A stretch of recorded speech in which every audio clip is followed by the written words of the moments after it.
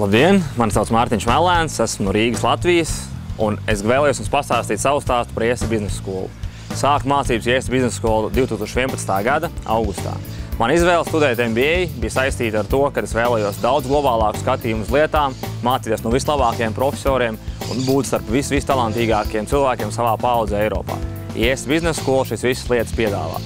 Bet kas man pārsteidz visvairāk manā pieredzē šeit, ir, ka es sastapu 71 dažādu tautību cilvēkus sev apkārt, no dažādām profesijām.